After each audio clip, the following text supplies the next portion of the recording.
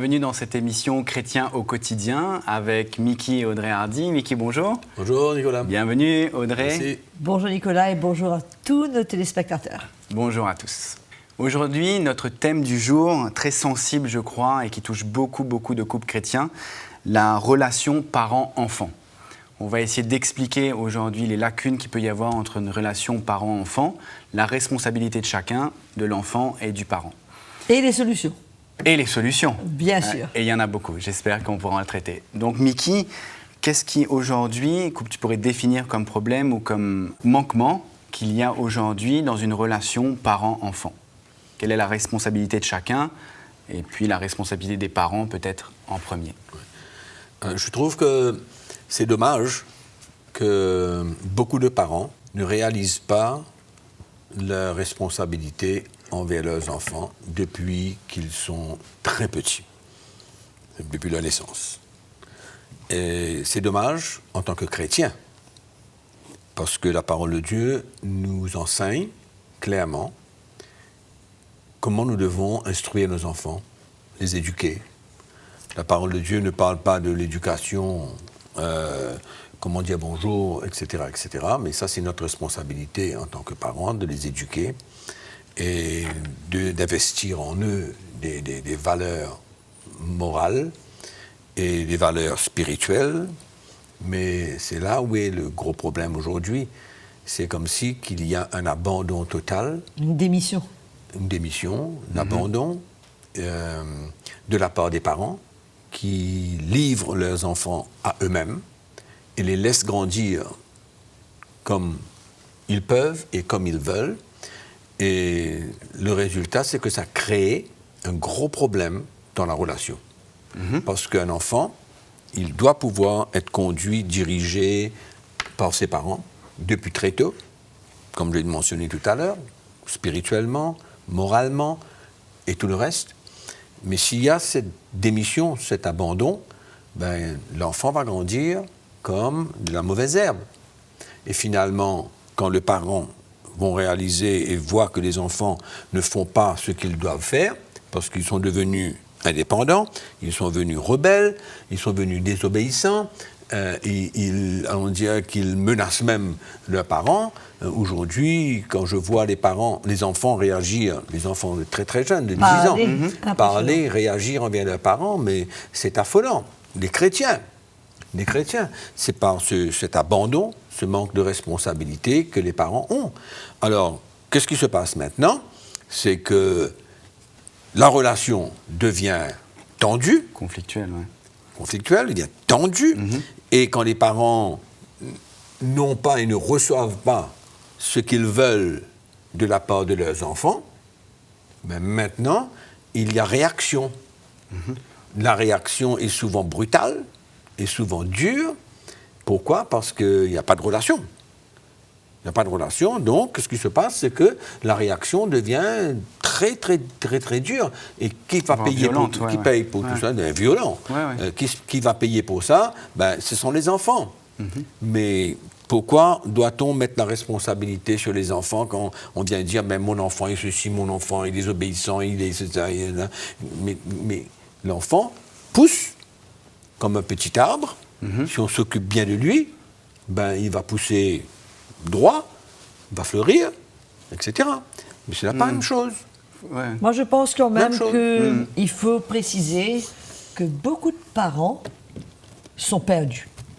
Ils ne savent pas quoi faire et comment. C'est pas qu'ils ne veulent pas, ils ne savent pas quoi faire, comment éduquer leur enfant. D'une part, il y a l'influence du monde qui dit c'est comme ça, c'est comme ça, c'est comme ça. D'autre part, il y a la parole de Dieu, mais malheureusement, dans les églises, on n'en parle pas. On n'en parle que très peu. C'est un sujet qui est pas souvent abordé, et donc ils sont un peu dans l'à peu près. Et ils ne réalisent pas l'importance de donner le temps aux enfants. Et je veux insister, il y a beaucoup de programmes d'église qui sont tellement chargés qu'il n'y a plus de temps pour la famille. C'est Il y a vrai. des réunions lundi, mardi, Ouais. mercredi, jeudi, vendredi, dimanche matin, dimanche soir. Il reste plus de temps pour les enfants, plus de temps pour la famille. Où est le temps où le papa peut aller faire une demi-heure de foot avec son enfant et profiter pour aller manger une glace et parler peut-être des petits trucs qu'il a sur son cœur, une occasion qu'il a de parler à son papa. Où est-ce que la maman a du temps d'aller faire un petit tour avec sa fille? Aujourd'hui, le temps est un problème énorme dans les familles et les enfants sont livrés à eux-mêmes, oui. Les parents sont perdus, c'est pas qu'ils n'aiment pas leurs enfants. Ils pensent qu'il faut... Bon, beaucoup de parents, souvent, ont vécu eux-mêmes la pauvreté et ils veulent pas que leurs enfants vivent cela. Et pour cela, ils se donnent au travail pour pouvoir avoir suffisamment d'argent pour pourvoir aux besoins de leurs enfants, mais ils ne réalisent pas que le besoin principal, qui est l'amour, qui est les soins, et le temps, la communion et le qu'ils peuvent temps, avoir ensemble. il n'y a plus. Quand on préparait l'émission, tu parlais de les mamans. Justement, juste- tu disais que c'est important que la maman soit là. Et aujourd'hui, on voit que les femmes Elles sont au travail. autonomes, elles veulent être autonomes, elles veulent gagner leur argent. Et Elles sont au travail et elles ne sont pas à la maison. Et c'est vrai que le mari est l'autorité de la famille, mais la femme, c'est le pilier.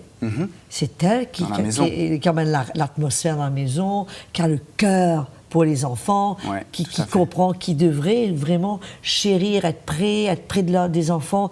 Aujourd'hui, où sont les parents qui lisent une histoire de la Bible Ouais. à leurs enfants avant qu'ils dorment, qui les mettent au lit, qui les bordent? ils préfèrent, on en parlera, peut-être donner un petit peu l'iPhone ou Tu l'Internet, vois, regarde un petit... les enfants rentrent à la maison, ils sont livrés, ils ont la livrés à eux-mêmes. télévision, ils sont absolument livrés. Internet, ils tapent sur n'importe quoi, les copains. Et ce que les parents devraient leur apprendre, ils apprennent ça par les copains, par la mauvaise manière, par les médias. Donc c'est vraiment la catastrophe, quoi. Ouais. Revenons sur ce que Mickey disait, dès le premier âge, moi je crois que c'est vrai que la responsabilité d'un parent, c'est primordial de pouvoir communiquer avec son enfant. Et dès ce que tu disais, 2 ans, 3 ans, j'ai un petit garçon de 3 ans, c'est de lui apporter l'amour dont il a besoin. J'aime l'exemple que souvent tu dis d'un petit arbre qui va pousser, les vents vont venir, Du malheur au jour. le monde va venir, ses copains vont venir, et d'encourager les parents à mettre des tuteurs, à les aider à pousser, comme Dans il la faut, bonne ne pas direction. avoir peur de mettre des tuteurs, de les diriger dans la bonne direction. Donc, est-ce que tu peux continuer à nous parler de ça, de dire l'investissement qu'une maman ou d'un papa ou que les parents doivent avoir, c'est l'investissement dans la parole de Dieu, de les emmener à grandir dans la bonne voie. Dans les voies du Seigneur. Dans les voies du Seigneur. Écoute, c'est certain qu'on ne peut pas réinventer la roue. Et on ne peut pas essayer de trouver d'autres moyens pour pouvoir s'assurer que nos enfants grandissent comme il le faut, avec un cœur qui, depuis très tôt, est attaché d'une manière ou d'une autre avec le Seigneur. Et c'est très, très important, c'est la base de tout. Audrey a mentionné comment les parents n'ont pas de temps avec leurs enfants. Mais on ne peut pas sortir, nous écarter de l'instruction qui nous est donnée dans la parole de Dieu. C'est-à-dire l'investissement. De notre responsabilité. L'investissement, Aimer nos enfants. l'investissement au travers d'une relation. C'est pourquoi je dis toujours, les enfants doivent s'attendre à la manière que leurs parents doivent réagir envers eux. S'ils les connaissent bien, ils savent que... Ils doivent depuis très Ouais, tôt, les enfants doivent savoir très tôt que quand ils vont déborder, à fait. voilà ce qui va se passer. Tout à fait. Tout à Et fait. tout ça, c'est une relation qui se crée depuis très tôt sur la base de la parole de Dieu. Et les enfants ont besoin de comprendre et d'avoir et d'entendre et de connaître la parole de Dieu de plus en plus. Même s'il va y avoir un jour dans leur vie où ils auront besoin de prendre une décision, mais je crois que quand il y a une base et qu'il y a une compréhension et qu'il y a allons dire que souvent, leur cœur se tourne vers Jésus, ils entendent parler du Seigneur et l'atmosphère qu'il y a dans la maison, les chants qu'il y a dans la maison, tout ce qu'ils peuvent retrouver dans la Les maison. posters qu'il y a dans la maison. Tout ce qu'ils peuvent retrouver dans la maison, c'est ça qui va conditionner et préparer un enfant à ce que, quand il va comprendre qu'il a besoin de donner sa vie à Christ, ça deviendra plus facile. parce que c'est normal. Il sait. C'est normal. Ce qu'on disait, l'exemple qu'on doit être. Des modèles. On ne peut pas dire à nos enfants, fais ceci. Ne regarde pas la télévision alors que je suis en train de regarder moi tranquillement. Exactement. Et c'est là où est le vrai problème. Le vrai problème, c'est qu'il n'y a plus cet investissement. Et les parents veulent, allons dire, investir dans tellement d'autres choses. C'est un genre de compétition qu'il y a avec le système du monde. Hein? Ils veulent investir dans telle chose, beaucoup de choses matérielles les jeux, avant même je voulais dire ça, d'investir dans leur vie. C'est-à-dire non seulement le temps, mais les bouquins chrétiens, les chants chrétiens, les louanges chrétiennes. Moi, je me souviens que chez nous, Audrey et moi, nos enfants, c'est tout ce qu'ils entendaient. C'est que des louanges chrétiennes. Il n'y avait aucune autre musique. Et on avait des vidéos chrétiens, des histoires des hommes de Dieu dans la Bible, etc. Donc, ils grandissaient dans cette atmosphère. Et pour eux, c'était comme une séparation depuis très tôt avec le monde et le système et l'influence et tout le reste. C'était comme une séparation. Je crois aussi que depuis l'enfance, depuis la naissance, l'enfant doit ressentir l'autorité de ses parents. Pas d'une manière violente, bien sûr, mais il doit réaliser qu'il y a une autorité sur lui. Parfois, on va dans un magasin, on voit un enfant qui hurle, en anglais on dit des tantrums, qui tape des pieds, les parents sont là, ils rient, ils ne savent pas quoi faire, ils sont dépassés, quoi. Mais il faut que dès la tendre enfance, il faut que l'enfant sache ce que c'est non. Il faut qu'il connaisse le ton de voix qui dit « mon bébé, je t'aime », ah non, ça suffit, non. Il faut qu'il comprenne le langage d'autorité, le langage d'amour, et qu'au fur et à mesure qu'ils grandissent, les parents puissent emmener les limites, afin que l'enfant sache qu'il y a une autorité chez lui. Mais comme Mickey disait tout à l'heure, il y a une telle démission. Tout est remplacé par le matériel. On met, surtout pour les chrétiens, la responsabilité de l'éducation de l'enfant sur l'église des enfants. On met ça sur l'école. Exactement, on perd sa responsabilité. On croit que c'est les autres qui vont... Qui vont s'occuper. Nous, notre responsabilité, c'est surtout emmener du manger à table, qu'ils aient leur chambre. Aujourd'hui, il y a des enfants qui ont des télévisions dans leur chambre. Je parle du premier monde, hein, où ils commandent leur repas par téléphone. Un mange une pizza dans sa chambre, l'autre mange... Mais où sont et comment est-ce que ces enfants-là... Et maintenant, si quelqu'un, la Bible dit, aspire à devenir ancien, on dirait qu'un jeune couple, ils sont zélés pour le Seigneur, ils veulent servir le Seigneur. Mais c'est la base. Il dit, il faut qu'il puisse tenir ses enfants dans une entière soumission. Parce que s'il ne peut pas gérer sa maison, comment est-ce qu'il va prétendre vouloir gérer l'église du Seigneur? Tout à fait. Donc, il faut qu'ils soient des exemples en tant que couple, en tant que famille, et que cette relation-là puisse se ressentir qu'il y a de l'amour. Il y a un courant qui passe. C'est pas juste, viens à l'église, fais ça, fais ci, fais ça, mais il y a un courant qui passe. Et c'est très important, puisque les enfants, ils ont besoin de cette atmosphère d'amour, mais en même temps de fermeté, pour pouvoir grandir dans des meilleures conditions. Et qu'ils comprennent dès le départ qu'ils sont des enfants pas comme les autres, ils sont pas comme les enfants du monde, ils sont dans le monde mais pas du monde, et que eux ils ont un autre chemin, et que dès leur enfance ils savent déjà. Moi je me souviens, mais qui se souviendra, nos enfants à l'école ils étaient persécutés. Il n'y avait aucun enfant du monde qui voulait même jouer avec elle ou s'identifier avec elle, puisqu'elle ne voulait pas s'identifier avec nous en tant que chrétiens. Mais elle s'attendait à ça, et c'était normal. Et ce n'était pas un drame, et ce n'est pas pour cela qu'il fallait compromettre et faire plaisir à leurs amis. Mais depuis un jeune âge. C'est là où est le problème. Tout commence depuis le jeune âge. Depuis la naissance, tout commence là. Et l'enfant a besoin de ressentir et de connaître les conséquences de leurs actions. Et tout cela, bien sûr, avec des parents, encore une fois, des parents qui veulent servir le Seigneur, des chrétiens qui veulent servir le Seigneur et qui acceptent de prendre le chemin et la responsabilité et de faire les enfants en premier. Mais aujourd'hui, nous voyons... Et l'Église en second. Moi, la petite expérience que j'ai, c'est que souvent, les parents, ils abandonnent leurs responsabilités, ils ne veulent pas prendre cette responsabilité. Ils entendent, ils écoutent comment grandir leurs enfants, qu'est-ce qu'ils ont besoin de faire, qu'est-ce que le Seigneur s'attend d'eux, mais il me semble que par la suite, ils courent une autre course. Ils n'y arrivent pas, ils courent une autre course ou ils s'attendent que d'autres le fassent pour eux? Non, ils sont dépassés. Parce qu'on parle de couple chrétien. Possiblement que ce soit les trois. Ok. Possiblement que ce soit les trois. Il ne faut pas oublier que très souvent aussi, le problème se passe puisqu'il n'y a pas d'unité entre les parents. C'est ça, voilà. Alors, le garçon dit à sa maman, je veux ça. La maman dit non.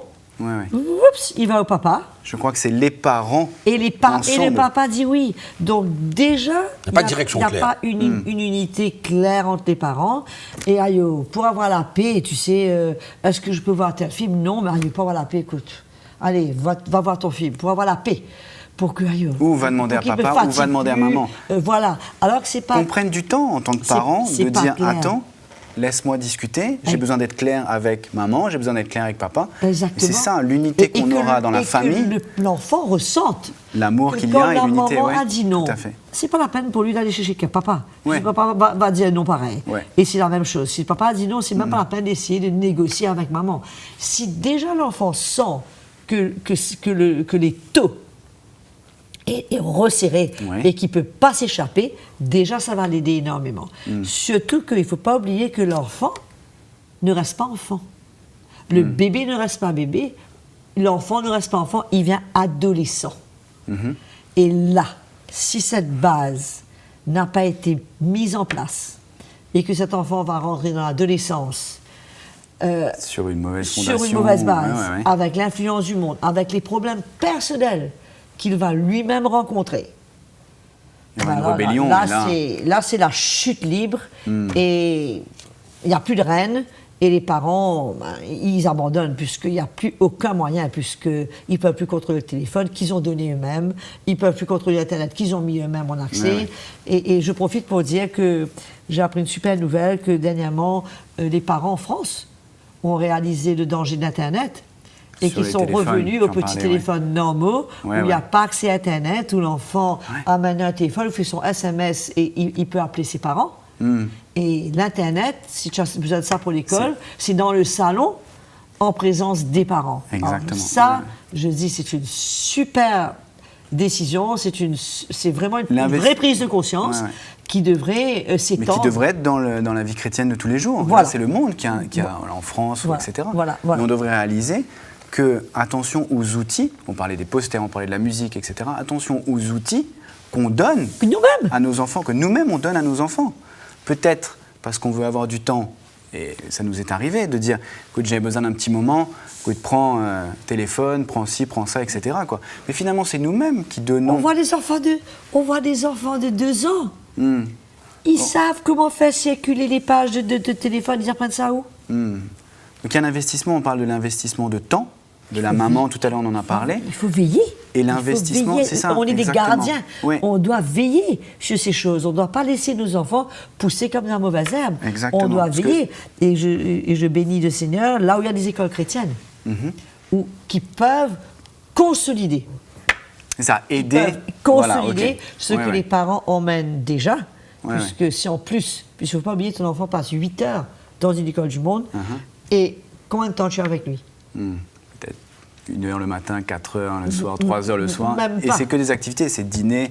Et du lundi au vendredi. Donc, quel temps qu'il te reste toi pour investir? Si déjà, ce que tu investis est consolidé dans l'école, c'est une grâce extraordinaire. Mais ce n'est pas donné à tout le monde. Mickey, est-ce que tu veux qu'on parle un petit peu? Je pense que c'est important de parler un petit peu de l'éducation. Il y a un mot qui est difficile à employer, mais la correction, en tout cas dans la parole de Dieu, elle est claire.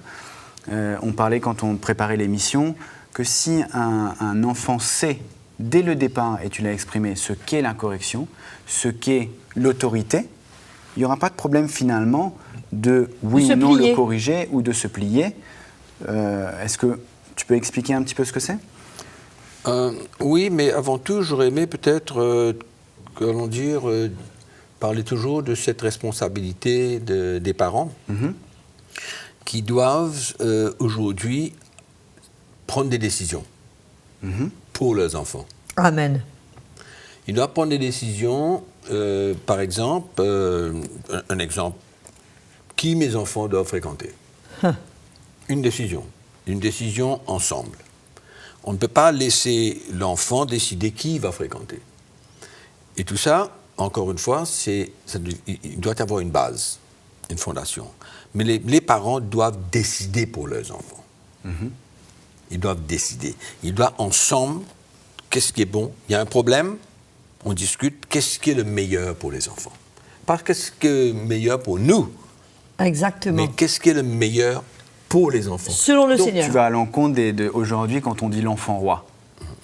C'est l'inverse de ça. Hein. Toi, tu prônes de dire non, c'est nous qui décidons qu'est-ce qui est le meilleur pour l'épanouissement de mon enfant. Mais c'est la responsabilité que Dieu nous a donnée. Tout à fait, tout à fait. C'est pas une responsabilité qu'on prend nous, c'est ça que Dieu nous a donné. Oui. Donc c'est cette décision dans l'unité où l'enfant va pouvoir bénéficier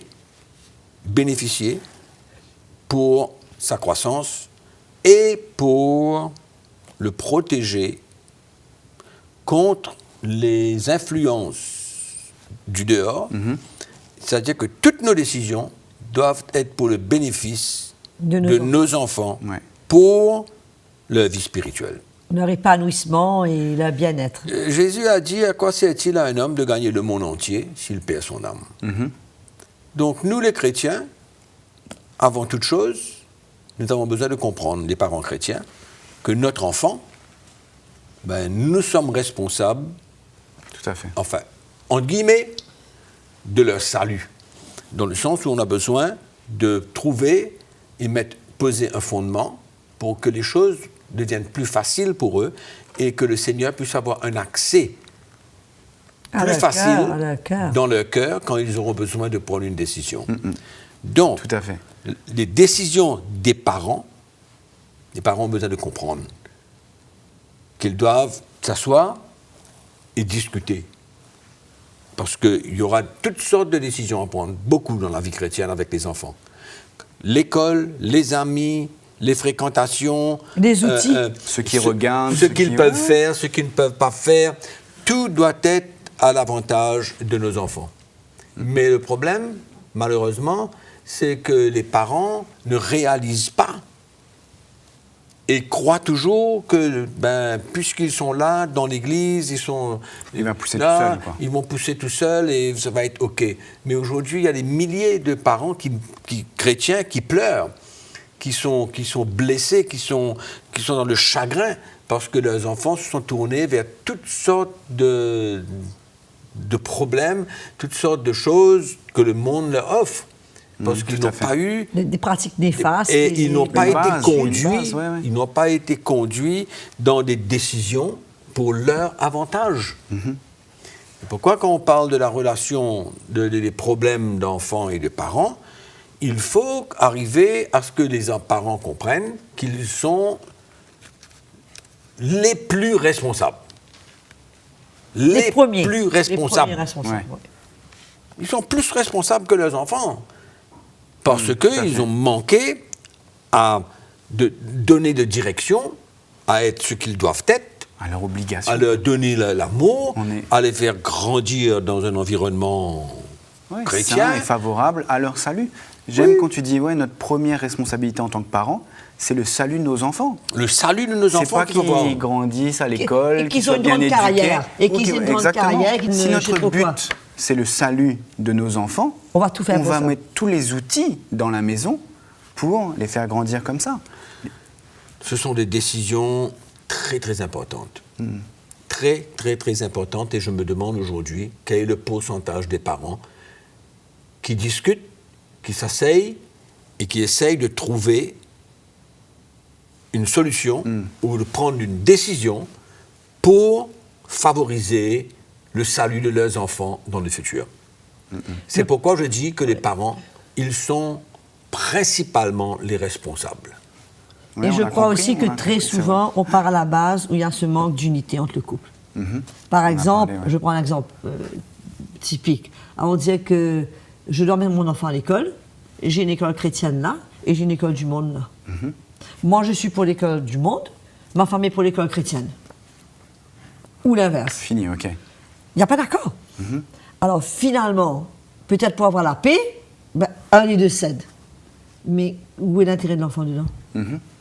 C'est ce manque d'unité et de cœur et de compréhension du plan de Dieu, de notre responsabilité, puisque un cherche probablement que mon enfant atteigne tel niveau dans le monde qu'il oublie que Jésus peut revenir demain et que tout ça, ce n'est rien du tout. L'important, aujourd'hui, on voit dans le monde des grands dirigeants de pays qui sont corrompus. Ils ont des diplômes, il n'y a même pas de place sur la carte pour mettre tous les diplômes qu'ils ont, mais ils n'ont qu'une morale. Pas de manière de vivre, ils sont corrompus, ils ont plusieurs femmes, ils ont une vie de déchéance. À quoi ça sert? Si mon enfant atteint les plus grandes limites et qu'il ne peut même pas s'asseoir et manger à table et pouvoir communiquer et avoir du respect et avoir une crainte de Dieu dans son cœur, mais ça ne sert à rien. Je préfère avoir un enfant qui n'a pas beaucoup de diplômes, mais qui brille pour Jésus, qui resplendit là où il fait, et que le Seigneur lui-même prend soin de lui et l'emmène à être ce que lui, le Seigneur, a voulu qu'il soit. Ça, je crois que ça fait que glorifier le Seigneur, et au moins je sais que mon enfant est en sécurité et dans le pâturage, et il a Jésus comme berger. Et il n'est pas livré à tout ce qui, surtout aujourd'hui, ce qui se passe dans le monde, ce qui se passe dans les écoles, avec les professeurs, les enseignements. Mais si les parents n'ont pas un contrôle dessus, Première responsabilité, notre salut. Le salut de nos enfants, pardon. Et qui sont c'est ça qui nous emmènera. Le reste, je crois que le Seigneur pourra prendre soin de leur éducation. Et je crois même avec mon petit garçon, quand on dit de respecter Dieu, l'emmènera, je crois, à respecter son prochain, à respecter les autres, etc. Il ne faut pas le salut par la loi seulement. C'est pas en imposant des choses sur notre enfant, en devenant, tu te feras venir à l'école, à l'église, tu vas t'asseoir. Non, il faut gagner leur cœur, leur faire comprendre les choses et qu'ils ressentent le cœur du Seigneur pour eux, puisque la loi non plus ne va pas les aider, ça va les emmener à se rebeller. Ça, c'est un sujet qu'on pourra parler en long et en large. Mickey a écrit un livre, Une famille unie, c'est possible, où il parle de l'éducation, où il parle de la relation parents-enfants. On aura d'autres émissions peut-être pour parler, comme je te disais, sur l'éducation et sur le rôle de chacun. Mais j'espère moi vous retrouver très prochainement pour de prochaines émissions.